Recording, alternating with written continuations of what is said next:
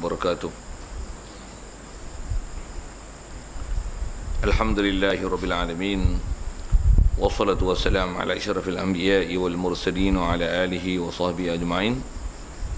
Subhanaka la ilma lana illa ma 'allamtana innaka antal alimul hakim. La haula wa la quwwata illa billahil aliyyil azim. Rabbi shrah li sadri wa yassir li amri wahlul 'uqdatam min lisani yafqahu qawli. Allahumma iftah alaina bi futuhil 'arifin bik. Allahumma ja'alna minal ladzina yastami'una al-qawla fayattabi'una ahsana. Allahumma 'allimna mimma jahilna wa anfa'na bima 'allamtana wa zidna 'ilman nafi'an ya rabbal alamin. Qala Syekhul Musannif rahimahullah ta'ala wa nafa'na bihi wa bi 'ulumi fid dharain amin. Kita di muka surat 32 dalam bab jinayat, kata musannif, dan syarat wajib qisas itu 4 perkara. Pertama, bahawa ada yang membunuh itu baligh. Yang keduanya aqil. Ketiganya, jangan ada yang membunuh adalah asal, membunuh asal akan furu'. Yang keempat, bersamaan muslim sama muslim, merdeka sama merdeka. Itu maksudnya. Hadirin sekalian, pertama sekali syukur, terima kasih kita kepada Allah Ta'ala. Syukur kita nikmat hidup masih diberi. Syukur kita dapat Islam, yang kita Islam sejak daripada lahir lagi. Mak ayah kita Islam, maka Islamlah kita. Lebih-lebih lagi syukur kita Allah Ta'ala jadikan kita Islam ni dalam keadaan hati sanubari kita boleh mengiya, membenarkan, menerima apa saja ajaran yang dibawa datang oleh Nabi kita Muhammad sallallahu alaihi wasallam, yang tidak ada satu pun yang kita dustakannya. Syukur banyak-banyak Allah Ta'ala jadikan hati kita sebegitu. Bahkan dengan membenarkan apa ajaran Nabi SAW itu, dijadikan kita boleh taat, ikut perintah Allah Ta'ala, meninggalkan larangan dia. Antaranya dengan boleh menunaikan solat dan berjemaah, dan boleh menghadirkan diri ke majlis ilmu. Syukur banyak-banyak Allah Ta'ala jadikan hati kita boleh menerima dan patuh taat pada perintah dia. Juga syukur kita dia atas nikmat sihat, lapang masa diberi, hidayah taufik masih dikekalkan. Dengan itu keupayaan masih kekal pada kita untuk ada kebolehan taat pada Allah Ta'ala itu. Jadi syukur banyak-banyak atas segala limpah kurnia itu, yang kalau kita lihat ada orang yang tak dapat nikmat-nikmat tersebut. Dan insya-Allah kita manfaatkan pertemuan kita ni, meneruskan bacaan kita daripada surah Maun tadi. Dan kita dalam masjid ada peluang mendapatkan itikaf. Semua itikaf adalah ibadah. Ibadah tak sah melainkan dengan niat. Kalau tak niat lagi, main niat yang sama. Jadi sengajakan keberadaan kita dalam masjid ni ialah semata-mata untuk atas nama itikaf. Lafaz niatnya saja, aku itikaf dalam masjid ni kerana Allah Ta'ala.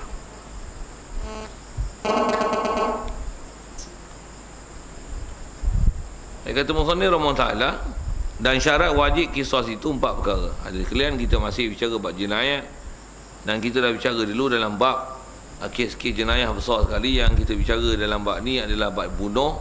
Jadi jenayat dengan mana bab mencedera anggota, melukakan orang dan menghilangkan nyawa.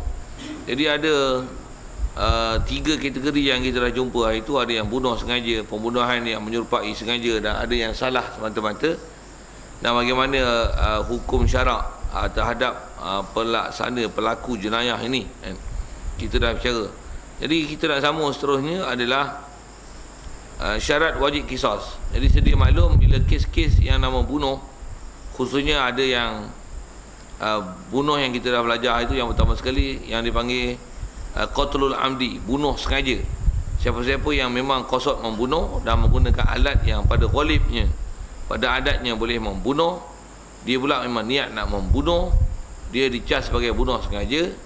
Dan antara hukuman yang kenakan pada dia adalah qisas. Sedia maklum pada kita bila sebut qisas ni, bunuh balas lah. Bunuh balas ni maksudnya pembunuh itu bila sabit kesalahan, maka dibalas bunuh pada dia. Dan bila sebut kata masalah bunuh balas bunuh, ada bab tindakan undang-undang macam ni, tak dapat tidak pelaksanaan hukum qisas ni dia mestilah dilaksanakan oleh pemerintah.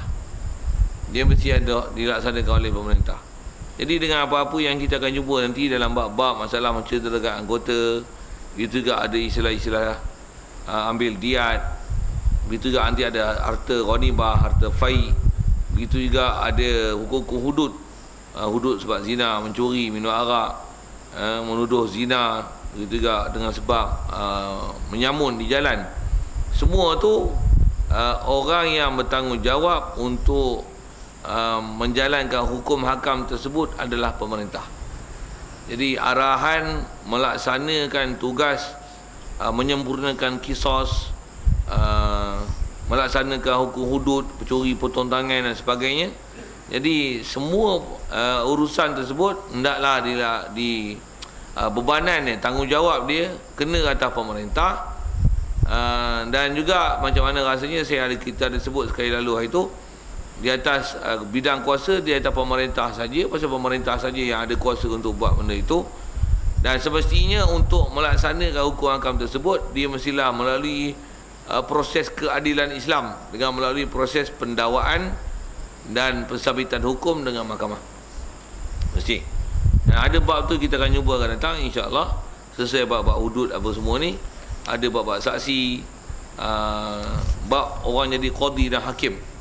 Jadi bagaimana prosedur mahkamah dalam negara Islam, sepatutnya prosedur siapa yang boleh jadi saksi, kes mana boleh buat mahkamah, dan dalam mahkamah apa dia yang tak didahulukan dari segi pendakwaan dengan saksi, bahan bukti, lepas tu mana yang sabit salah tak sabit salah, apa kaedah-kaedah dia, berapa orang saksi nak dipakai, jumpa akan datang insya-Allah. Jadi atas kita saja nak sebut tu, pasal nak sebut kata kita bicara ni adalah bab kes jenayah. Dan sekali lagi sebut, bila sebut jenayah, bila sabit salah sekalipun, mengikut kaedah dalam perundangan kita, tak dituntut ke atas individu untuk menyelesaikan kisah itu. Walaupun istilahnya setiap pembunuh hendaklah dibalas bunuh, cuma pelaksana yang boleh melaksanakan hukum kisos adalah pemerintah, bukan individu. Jadi dia tak ada istilah melaksanakan kisah ni dengan istilah Melayu suatu masa dulu, Melayu kuno dulu menggunakan istilah balas dendam. Tak ada kaedah dalam syarak. Orang bunuh, kita bunuh balik dengan kaedah balas dendam. Gunakan kaedah Piramli tu yang 6 jahanam tu, ikut kaedah syarak tak betul lah. Kalau zaman kuno, zaman primitif, you nak buat macam tu, you punya pasal. Dan memang ada hukum tu nanti. Kalau 6 orang bunuh 1 orang, 6 orang tu memang buat perbuatan yang boleh membunuh dengan alat membunuh, dan memang dia buat tu pada masa yang dibunuh tu masih dalam keadaan hidup. Memang 6 orang, walaupun yang mati itu seorang, dan 6 kena bunuh. Sikitlah ambil guna bahasa 6 jahanam tu. Tapi menyelesaikan isu itu dengan individu, menyelesaikannya, itu bukan kaedah syarak. Itu kaedah cowboy. Itu kaedah Piramli, buah tu. Itu kaedah primitif. Kaedah kita dalam syarak perundangan ni pasal yang ni, dia melibatkan penguatkuasaan undang-undang. Dia mensabitkan saksi. Lepas tu ada pendakwaan. Lepas tu nanti ada orang yang kena diat. Kalau katalah dimaaf, dia boleh dikenakan diat. Ada istilah diat mukhafafah, ada diat mughalazah. Jadi dalam tempoh pula ada yang tempoh sengaja, kena dalam tempoh setahun naklah diselesaikan. Kalau tak sengaja, diberikan tempoh keringanan dalam tempoh 3 tahun selesaikan diat, apa yang nama mukhafafah. Begitu juga yang mughalazah. Jadi siapa yang nak menguat kuasakan diat itu, begitu juga orang yang melakukan kesalahan, dia sabit salah dan dia kena bayar bayaran tersebut. Siapa? Jadi tak dapat tidak, mesti ada satu institusi pemerintahan yang ada kuasa yang mengawal dia dan mengarahkan dia untuk dia menyelesaikan semua tanggungjawab tersebut. Siapa? Pemerintah. Satu kita bincang ni tuan-tuan adalah bincang bab sudut kenegaraan ni. Antaranya bab kenegaraan dari sudut hukum hakam yang sepatutnya dibetulkan hukum kisos macam mana. Begitu juga kita bicara bab kenegaraan dari sudut pemerintah, bagaimana pemerintah kena urus negara dia, macam mana hukum kisos. Begitu juga apa tips yang dia kena ambil dalam bab siapa yang melakukan jenayah, dan bagaimana enakmen yang dia hendak susun mengikut kaedah syarak. Yang ni yang kita duk belajar. Satu dengan kita belajar kitab ni, kalau kita faham betul-betul hukum syarak, hukum Islam, kita boleh lihat apa sekeliling kita yang manusia tak ikut hukum syarak. Sama ada tak ikut hukum syarak tu bab ibadat, yang adalah lalu kita dah belajar bab muamalat, juga yang terdekat kita bicara selesai adalah bab munakahat, dan kita boleh faham juga yang mana yang menyimpang daripada ajaran syarak dalam bab jinayat. Semua bab. Jadi benda tu takkan kita dapat tahu, dapat kenal, dapat beza melainkan dengan ilmu dan belajar lah. Yang ni yang kita duk belajar. Jadi kalau kata pemerintah kita tengok tak laksana hukum mengikut prosedur ini, jadi fahamlah kita hukum hakam ni zalim, bukan hukum hakam Allah Ta'ala. Yang ni bukan ajaran din, yang ni bukan ajaran Islam. Yang ni bukan ajaran daripada ajaran Nabi kita Muhammad sallallahu alaihi wasallam. Jadi ajaran Nabi ni bukan saja bab sembahyang, bukan bab azan, bukan saja yang kita selalu faham ibadat, yang kita baru lepas ialah puasa, yang kita sedang meraihkannya istilah Idul Fitri. Tu pun kalau semak berapa ramai orang yang Idul Fitri, tapi Idul Fitri bukan mengikut kaedah syarak. Lebih pada melantau, lebih bahasa kita kot, lebih pada makan minum, lebih kepada pesta, berjoget, menyanyi, hiburan. Jadi meraihkan kemenangan, menang apa, kalah awal lagi. Jadi banyak benda yang kita kena mengaji balik, tobat kena ngaji lain, susun balik ilmu kita macam mana sepatutnya kaedah syarak. Itu sikit ke bab hari raya, sama lah bab lain. Pasal kita punya negara kalau kata dah merdeka, walaupun nama merdeka, cuba tengok pengurusan bab-bab kes-kes bunuh. Adakah orang yang dibunuh tu mendapat hak pembelaan daripada waris-waris dia? Dengan pembunuh itu dituntut balas bunuh dengan nama kisos. Begitu juga prosedur yang akan datang. Memang kita nak sambung bab tu. Dan begitu juga kalau katalah dimaaf, adakah pewaris tu yang dapat imbuhan diat yang sepatutnya dibayar oleh orang yang pelaksana pelaksana jenayah? Adakah macam tu? Kalau tidak, camlah kita. Walaupun dah merdeka lama, walaupun kita ni tak perang macam kat Palestin, macam kat Syria ataupun seumpamanya, walaupun orang Islam kita perintah, walaupun musuh seantara dunia, tapi tak melaksanakan hukum Islam mengikut kaedah Islam. Jadi kita faham lah tu. Tu buat macam mana? Ubahlah. Siapa nak ubah? Kita lah. Sikit kalau tanya tu, pasal apa tak ubah-ubah? Boleh lagi komen. Siapa yang belajar? Kita pun tak belajar, baru nak belajar.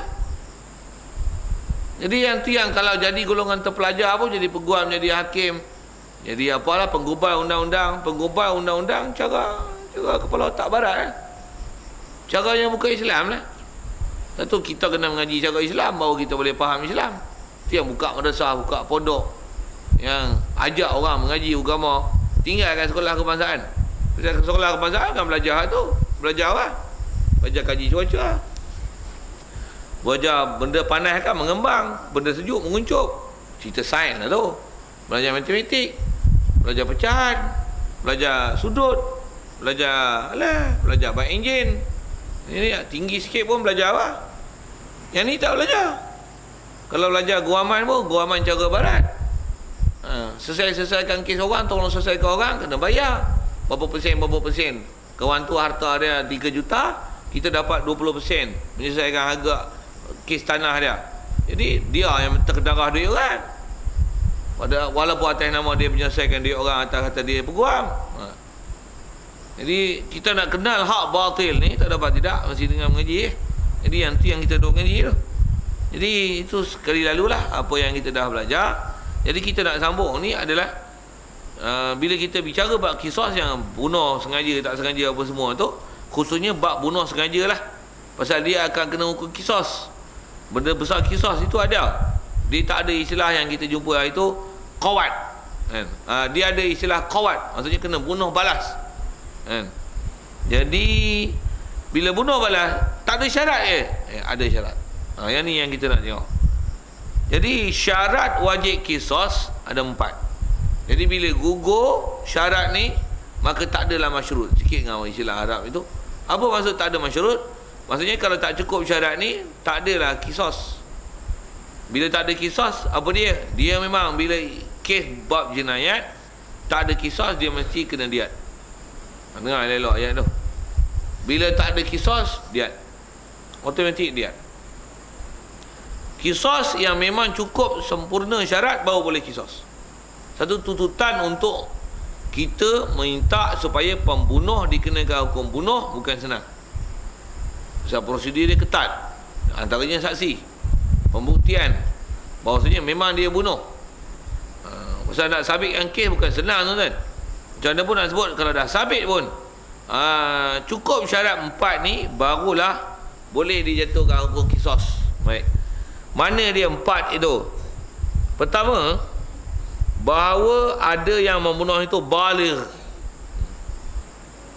Satu, kalau kanak-kanak bunuh orang, kanak-kanak tak dikena kisos, bahkan tak kena diat pun. Soal cuba jawab tak? Pasal apa tak kena? Memanglah jawab dia pasal dia tak balik. Bila tak balik, kenapa? Kaedah kita dalam syarak, balik adalah sepadan untuk ada taklif syarak. Kita belajar dulu bab munakahat. Munakahat tak banyak, tapi ada antaranya. Kanak-kanak tak balik, dia tak boleh jatuh tolak, dia tak boleh terima nikah. Kalau perempuan, dia boleh dinikahkan, tapi yang menikahkan dia wali. Kanak-kanak boleh terima nikah, tapi yang terima nikah bukan dia, tapi yang menerimakan nikah bagi dia adalah wali dia. Ada benda-benda yang kita pernah jumpa, tak hadir majlis mengaji itu satu hal, tak pernah dengar satu hal. Itu bab munakahat sekali lalu gitu. Begitu juga kita belajar bab muamalat.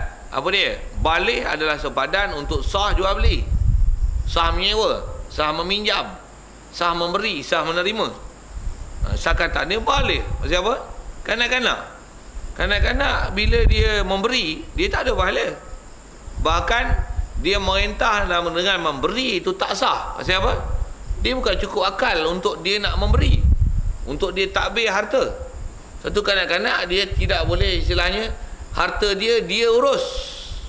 Maksud apa? Dia belum balik. Satu, kalau dia beli mercung, macam mana? Tak salah dia. Salah siapa? Jawab. Pak dah. Oh, nak dikah lah tu.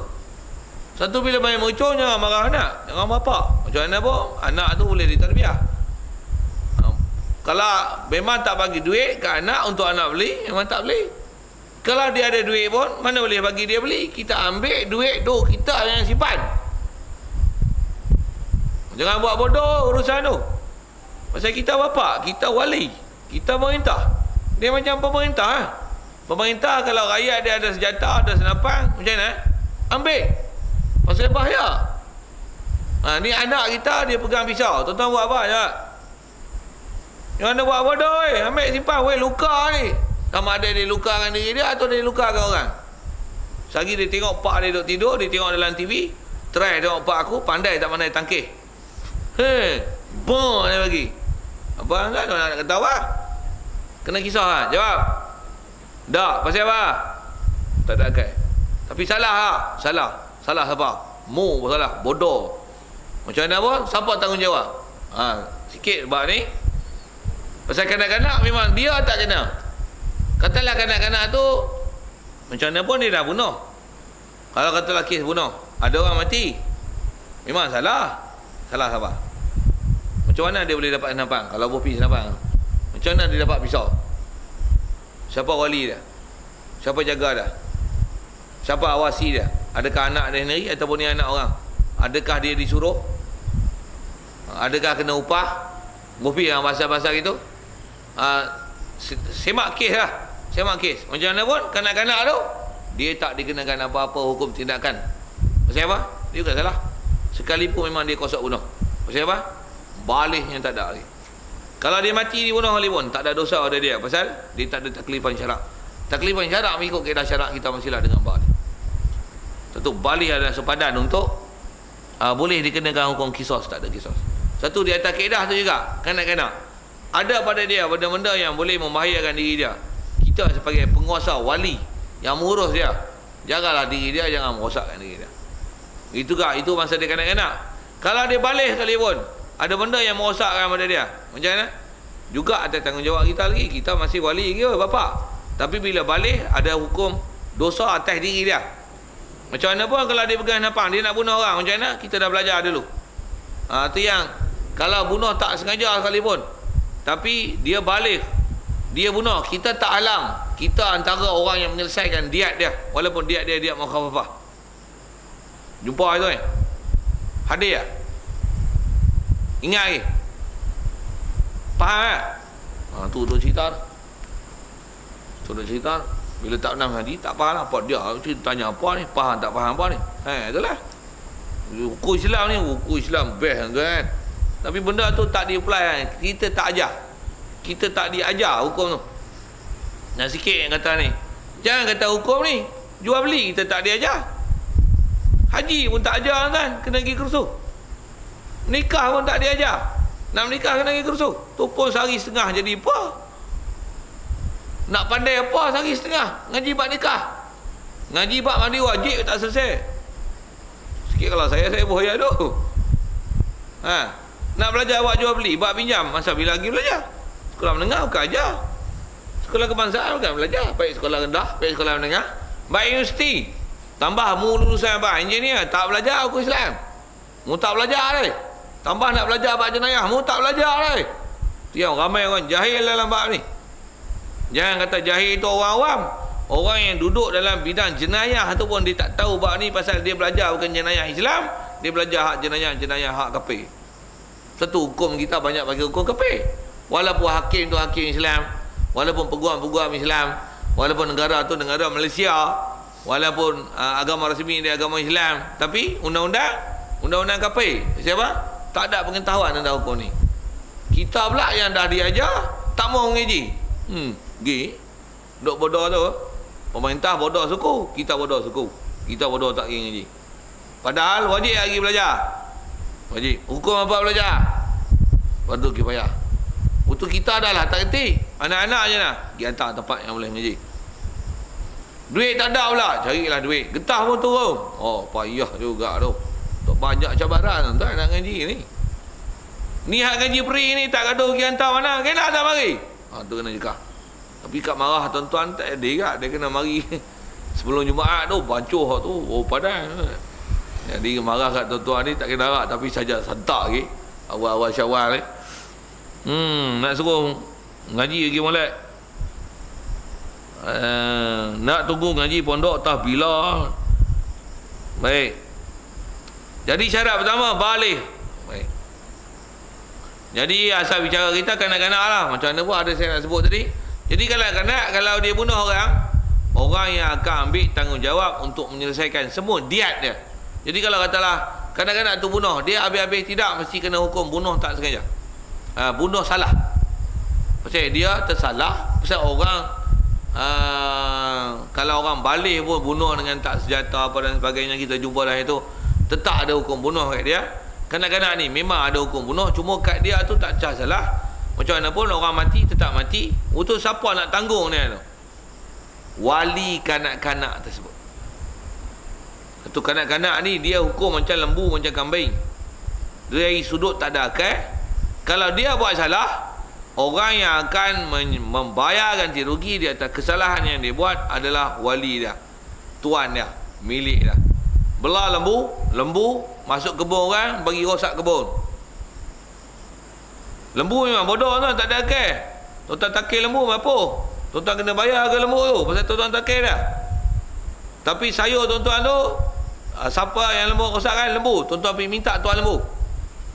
Tapi lembu tu tuan-tuan takil, tuan-tuan kena bayar ke lembu ke dia? Tuan-tuan simbah isik, tuan-tuan kena bayar harga isik. Tuan-tuan sembah kat dia, cacat dia dengan sebab simbah isik. Tuan-tuan kena bayar lembu dia. Pasal lembu dia. Tuan-tuan rosakkan lembu dia apa? Cederakan lembu dia apa? Tapi lembu dia binasakan tanaman tuan-tuan, tuan-tuan pergi minta kat tuan dia. Ni pokok kami tanam, ni pokok ni harga semua 2,000. Pergi minta kat tuan. Lembu aku makan, minta kat lembu lah. Jangan buat bodoh. Mu tuan lembu. Mu kena jaga. Macam mana dia boleh rosak? Kami buah pagar lah. Pagar pun dia repuh. Jadi maksudnya bukan salah kami ya. Jadi salah tuan lembu. Lembu tak ada cas salah. Jadi serupa kanak-kanak. Kanak-kanak bunuh orang. Siapa pak dah? Macam mana boleh dapat senjata? Macam mana boleh dapat barang? Macam mana boleh dapat panah ke, pisau ke, pistol ke? Macam mana boleh dapat? Pula tu dia ni belajar di mana? Tembak orang ni. Kalau kata memang ada wali lah, itu wali tersebut kanak-kanak biasa. Kalau yang gila, sama. Siapa yang kena jaga orang gila? Siapa wali dia? Orang gila ni rosak kan atas masjid, habis dia pecah lampu sikat, lampu kereta. Siapa kena bayar? Siapa wali dia? Wali dia kena bayar. Ini hukum Islam. Satu kita boleh buat main undang-undang tu. Kita belah kambing, belah lembu bukan boleh lepas kodan. Kita tak buat handbrake. Betul? Duduk kat bukit, turun-turun kita tutup pintu, boom, belakang kereta macam di. Macam siapa bayar? Kita bayar. Yang buat bodoh mu tuan kereta, mu kena bayar. Saya saja nak sebut tu pasal apa? Nak sebut kanak-kanak. Dia tak ada akal. Kat dia tak kena apa-apa. Tapi siapa ambil tanggungjawab dia? Wali.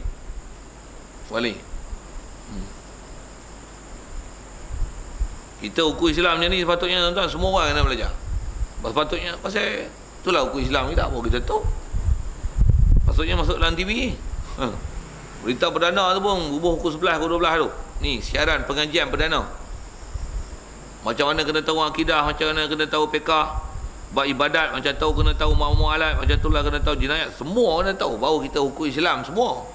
Quran keluar turun 30 juzuk. Sikitlah bab-bab tu. Macam mana pun kita nak faham tu sikit kebalih tu lah. Jadi bila balik itu sepadan ada kena kisos. Satu. Kedua, akil. Islam akil berakal. Jadi saya dah sebut dengan gila tu tak syarah panjang pun cukup lah. Jadi maksudnya kali pun dia balik umur 40 50 tapi gila, mereng. Dia buat jenayah, dekat dia tak kena apa-apa. Kat dia tak kena apa-apa. Untuk kena kat siapa? Siapa wali dia? Siapa jaga dia? Kalau kata tak ada penjaga, memang bebas, dia tak ada kena apa-apa lah. Cuma di atas keselamatan orang lain, dia naklah dikurung, dipenjara kan, kalau dia gila. Satu tuan-tuan, hukum ni yang pakai teknik ni orang putih. Sikit saya sebut ni. Orang putih kalau dia tembak, katalah Perdana Menteri dia apa, kalau dia tak setuju. Kalau orang waras ni memang kena lah. Sama lah di sisi hukum bunuh, cuma dia tak melalui kisos. Maksudnya dia tak ada hukum diat-diat. Kalau kata kena bayar denda apa, kerajaan yang ambil duit. Itu hukum dunia lah. Kalau hukum Islam, waris orang dibunuh, hak itulah kuasa besar untuk memutuskan adakah dikenakan kisos ataupun beralih kepada diat. Itu beza kisos dengan hukum bunuh dalam dunia. Macam mana pun saya nak sebut kalau katalah dia kena bunuh, nanti orang ambil charge. Macam mana nak bagi bunuh orang yang dia tak setuju? Dia kena cari orang yang kepala otak tak betul, upah dia suruh dia bunuh. Kalau tak upah pun cari jalan lah, ajar dia, suruh dia bunuh orang tu. Ataupun kalau ikut kaedah orang putih, dia buat macam mana? Dia akan sedia satu ubat, bunuh orang tu, ubat tu, telan ubat tu. Telan ubat tu macam mana? Turun mereng. Tapi tak kena kes. Pasal apa tu? Cara dia mah. Dan memang ada undang-undang macam tu dalam undang-undang dunia pun. Satu undang-undang dunia, orang gila bukan buat salah. Sikit lagi di atas isu tu, orang gila, dia tu tak bersalah pasal dia tak ada akal. Satu, jumpa orang gila jangan duduk dekat. Dia pegang senjata, dia pegang tak kira senjata ke apa kan, ataupun dia tak pegang senjata tapi dia gila, sagi dia kepak tekak, dia pulas kaki, dia kepak tangan patah, macam mana? Peri lah kamu. Macam apa? Dia bukan ada akal. Mu duduk dekat dia apa-apa. Itu kita sebut orang gila. Begitu juga duduk dekat gajah, duduk dekat lembu, duduk dekat rimau, duduk dekat ular sawah, duduk kena belik mampu. Macam mana? Bodoh mu duduk tempat-tempat menentang macam tu apa? Sikit bahasa tu. Satu, bagi ada cerdik sikit. Utamakanlah keselamatan. Macam tu kot. Itu coran kata yang selalu duduk dekat pakai P. Keselamatan tak mana? Keselamatan nyawa kita wajib jaga. Janganlah duduk tempat-tempat yang boleh membahayakan nyawa kita. Yang dengan sebab tu sabit pula nanti berlaku jenayah pada orang gila ataupun kanak-kanak ataupun pada binatang. Satu kaedah binatang ni, kalau ada anjing gila boleh bunuh anjing gila, ada beruk gila boleh bunuh beruk gila dan tak kena bayar ganti rugi. Kalau ada kucing dalam kampung, kucing ni jenis makan anak ayam, siapa tuan kucing? Boleh bunuh kucing tu. Kalau tuan ni nak belah agak, bunuh apa-apa yang nak ayam pergi cari tuan dah. Hari ni ayam kau. Kalau dia belah anjing, anjing dia bagi bunuh binatang kita belah redak, dia bunuh 10 ekor. Masuk orang kebang dah habis dia bunuh. Ayam lah apa? Macam mana? Siapa tu anjing? Jumpa tu anjing. Minta ganti rugi. Ayam sekor apa? Dan dia cah-cah apa? Kita bicara lah dulu bab-bab membinasakan harta orang. Dia kena cari harga pasaran yang paling mahal. Bukan bayar harga borang tak? Harga pasaran paling mahal. Kena benda bunuh pula burung apa? Burung tekukor. Sekor apa? 45,000. Bayar kamu. 45,000 burung tekukor. Pasal apa? Kucing memenggal. Nak belah kucing jangan buat bodoh. Satu kita belah menentang semua tu ada peraturan. Tuan-tuan. Cuma itulah malahnya kita ni tak belajar elok. Akidah tak tahu, fiqh tak tahu, ibadat tak tahu, jemaah tak mari. Ini yang bencana kat kita. Patutnya orang Islam semua kita kena tahu hukum-hukum tu, barulah boleh nak buat kumpulan dakwah. Jadi